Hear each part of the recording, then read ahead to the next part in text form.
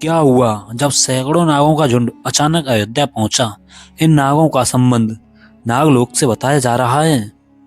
आखिर राम मंदिर प्राण प्रतिष्ठा से पहले इतने सारे चमत्कार क्यों हो रहे हैं? और सबसे पहले गिद्धों का झुंड अयोध्या में देखा गया, जिन्हें जटायु का वंशज बताया जा रहा है और लोग उनकी पूजा कर रहे हैं। इसके बाद कुछ भालू अयोध्या में देखे गए जो कि जामंत का प्रतीक है। लेकिन अभी एक ऐसा चमत्कार देखने के लिए मिल रहा है जो कि अयोध्या के लोगों के लिए ही खतरा साबित हो रहा है। आज की इस वीडियो में बहुत बड़े रहस्य से पर्दा उठने वाला है। आखिरकार राम जी का नागों के साथ क्या संबंध है और एक के बाद एक नाग अयोध्या में क्यों निकल रहे हैं। और वीडियो में आगे बढ़ने से पहले अगर आप सच्चे सनातनी हैं तो इस वीडियो को लाइक कर करके कमेंट बॉक्स में जय श्री राम अवश्य लिखें। 22 जनवरी सोमवार के दिन अयोध्या में राम मंदिर में होने जा रहे प्राण प्रतिष्ठा का सभी देशवासी बेसब्री से इंतजार कर रहे हैं। राम जी के भव्य स्वागत की तैयारियां जोरों शोरों पर हैं। 22 जनवरी यह तारीख कोई आम तारीख नहीं है। आखिरकार 22 जनवरी ही राम मंदिर के प्राण प्रतिष्ठा के लिए क्यों चुना गया? इसके पीछे का रहस्य जान करके आपके भी होश उड़ जाएंगे। त्रेता युग में प्रभु श्री राम का जन्म अभिजीत मुहूर्त में हुआ था।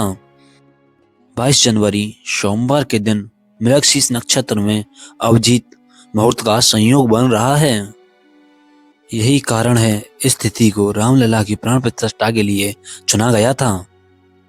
साथ ही यह भी माना जा रहा है इस मुहूर्त में प्राण प्रतिष्ठा करने के बाद में रामलला सदैव ही मूर्ति के अंदर विराजमान रहेंगे।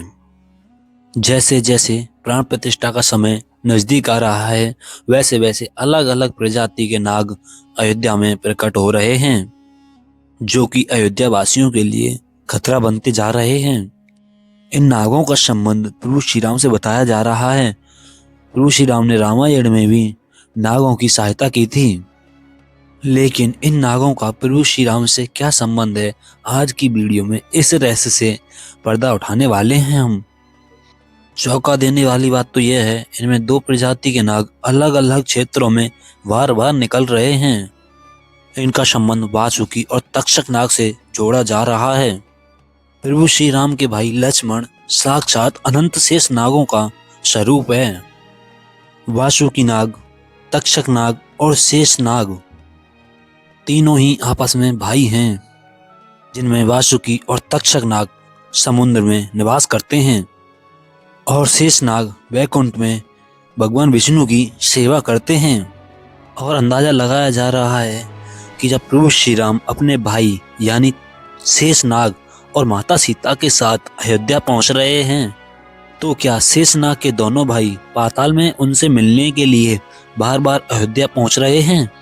दोस्तों, यह रहस्य बहुत बड़ा है। जब एक शेष नाग को पढ़कर सुरक्षित इलाके में छोड़ा गया तो वह शेष नाग वापस से अयोध्या धाम में फिर से पाया गया। उसको देख करके वहां पर काम करने वाले कारीगरों को भी कार्य करने में डर लगता है, फिर भी वह प्रभु श्री राम का नाम लेकर के कार्य कर रहे हैं। लेकिन दोस्तों, प्रभु श्री राम का नागलोक से क्या संबंध है? इसकी पूरी सच्चाई जान करके आपके पैरों तले से जमीन खिसक जाएगी। इस पूरी घटना को सृष्टि चक्र के साथ जोड़ करके देखा जा रहा है। सृष्टि चक्र की सच्चाई जान करके आपके भी रोंगटे खड़े हो जाएंगे। जिस संसार में हम रह रहे हैं वह सृष्टि और विनाश के चक्र से गुजरती है। इस संसार के प्रत्येक सृष्टि चक्र को एक कल्प कहा जाता है। हर कल्प के 4 युग या 4 भाग होते हैं। त्रेता युग में श्री राम जन्म लेते हैं और रामायण करके वापस बैकुंठ लौट जाते हैं। यानी कि अगर आप इस पृथ्वी पर अपना जीवन यापन कर रहे हैं, यानी कि आप जो इस स्वरूप में जो भी घटनाक्रम कर रहे हैं सेम इसी प्रकार से ही आपके साथ पुनः इसी कल्प में आपके ही रूप के साथ फिर से होने वाली है या हो चुकी है। आज हम आपको सृष्टि चक्र की एक ऐसी घटना बताएंगे जिसे सुनने के बाद में आपको भी सृष्टि चक्र पर पूर्ण विश्वास हो जाएगा। इस सृष्टि में केवल 3 विद्वानों को सृष्टि चक्र को देखने की और उनमें जीने की अनुमति मिली है, जिसमें पहले हैं वासुकी नाग और दूसरे हैं तक्षक नाग और तीसरे हैं काकभुसुंडी देव। वासुकी और तक्षक नाग के बारे में हम आपको पहले ही बता चुके हैं। अब सवाल उठता है, काकभुसुंडी देव कौन है और इनको प्रभु श्री राम ने अमर कैसे बनाया। वेदों और पुराणों के अनुसार काकभुसुंडी देव ने 11 रामायण और 16 महाभारत देखे हैं। वह कल्प के अंत तक अपने वास्तविक रूप में जीवित रहेंगे। भगवान राम ने ही काकभुसुंडी को अमर बनाया था। कौए के रूप में एक जन्म के दौरान काकभुसुंडी देव की भगवान बालक राम से मुलाकात हुई। फिर वो खेल रहे थे और उसने उन्हें पकड़ने की कोशिश की। समय आने पर काकभुसुंडी को प्रभु श्री राम के मुख के दर्शन हुए।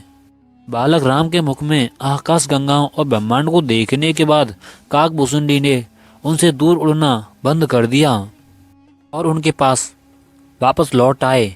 काकभुसुंडी ने प्रभु श्री राम को ना पहचानने की वजह से अपनी क्षमा याचना मांगी। भगवान राम ने दिव्य मुस्कान दी और काकभुसुंडी से उनकी इच्छा पूछी।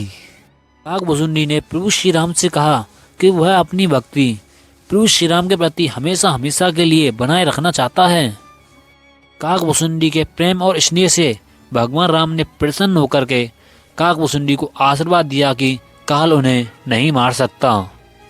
जिसके बाद काकभुसुंडी सृष्टि के 27 चक्रों तक जीवित रहे। उन्हें अमरता का वरदान प्राप्त हुआ और वह कौवे के रूप में जीवित रहे, क्योंकि उन्हें भगवान राम के निकट रहने का अवसर मिलता। जब भी भगवान राम का जन्म होता है तो वह अयोध्या जाते हैं और प्रभु श्री राम को एक बच्चे के रूप में बड़े होते और खेलते देखते हैं। ये भी हो सकता है काकभुसुंडी अयोध्या में हाल फिलहाल मौजूद हो और प्रभु श्री राम के मंदिर के निर्माण को अपनी आंखों से देख रहे हों।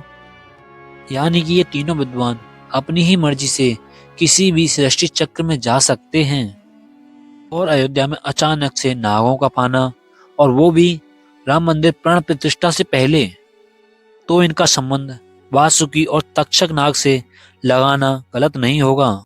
इन नागों के दर्शन मात्र से भक्तों का उद्धार हो जाता है। लेकिन अब भी कई लोग होंगे जो कि सृष्टि चक्र को मानने के लिए तैयार नहीं होंगे। और आपको हम आगे अब एक ऐसी कहानी और ऐसी एक घटना बताने जा रहे हैं जिसका सीधा संबंध रामायण से जुड़ा है। और इसको जान करके आपको वास्तव में विश्वास हो जाएगा कि सृष्टि चक्र भी होता है। जिस तरह दुनिया में आने वाले हर इंसान की मृत्यु निश्चित होती है, उसी प्रकार इस धरती पर जन्म लेने वाले इंसानों के रूप में भगवानों का भी एक निश्चित समय है। उन्हें भी अपने प्राण त्याग करके अपने लोक वापस लौटना पड़ता है। उसी प्रकार भगवान राम भी इस लोक को छोड़ करके वापस विष्णु लोक गए। भगवान राम की मृत्यु में सबसे बड़ी बाधा उनके प्रिय भक्त हनुमान थे, क्योंकि हनुमान के होते हुए यम की इतनी हिम्मत नहीं थी कि वो प्रभु श्री राम के पास जा सके। लेकिन जो स्वयं श्री राम ने इसका हल निकाला वह सृष्टि चक्र से जुड़ा हुआ है। एक दिन राम जान चुके थे कि उनकी मृत्यु का समय हो चुका था। वह जानते थे कि जो जन्म लेता है उसे मरना पड़ता है।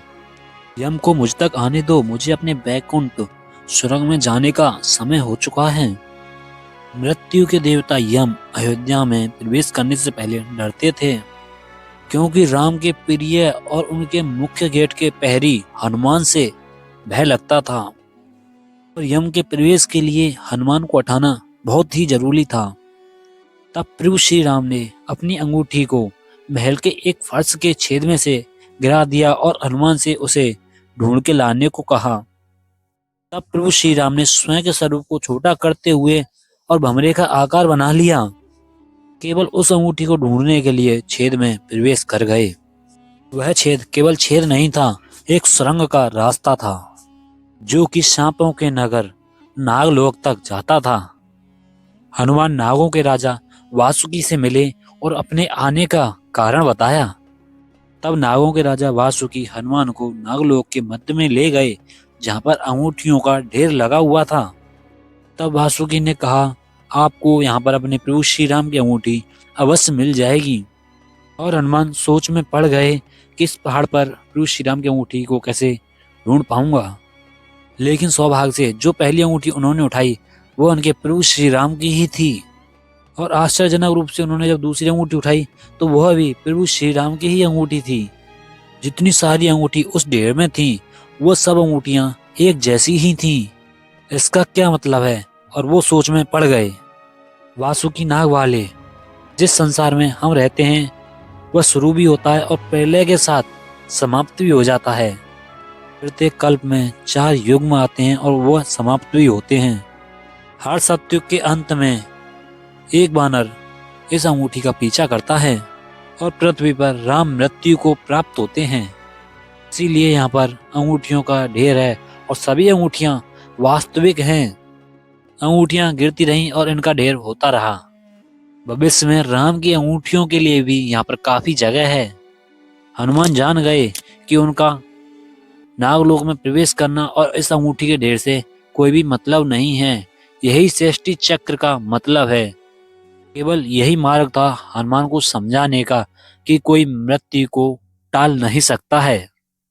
राम मृत्यु को प्राप्त होंगे और संसार नष्ट होगा और हमेशा की तरह संसार पुनः बनता है और राम जी भी पुनः जन्म लेंगे।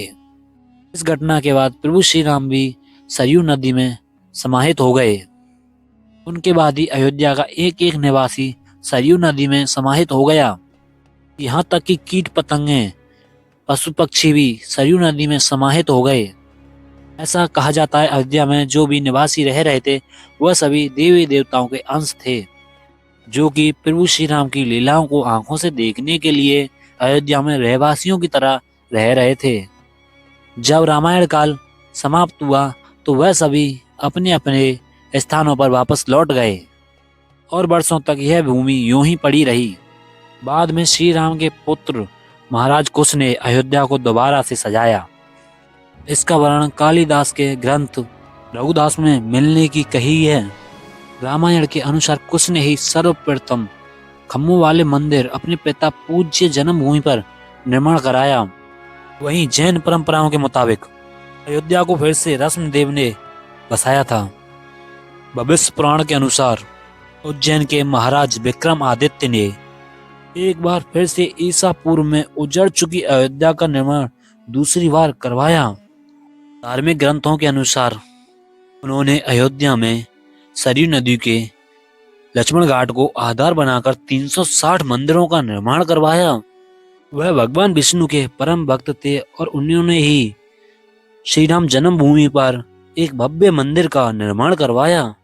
हिंदू पक्ष का दावा रहा है बाबर से पहले भी 1833 में मुस्लिम आक्रमणकारी सालाब ने भी अयोध्या में राम मंदिर को ध्वस्त कर दिया।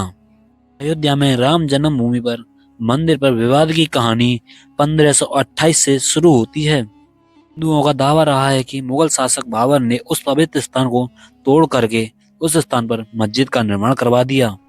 अयोध्या राम जन्मभूमि बाबरी मस्जिद विवाद पर अपना ऐतिहासिक फैसला देते समय सुप्रीम कोर्ट ने भी उन सिख ग्रंथों को भी अहम सबूत माना है।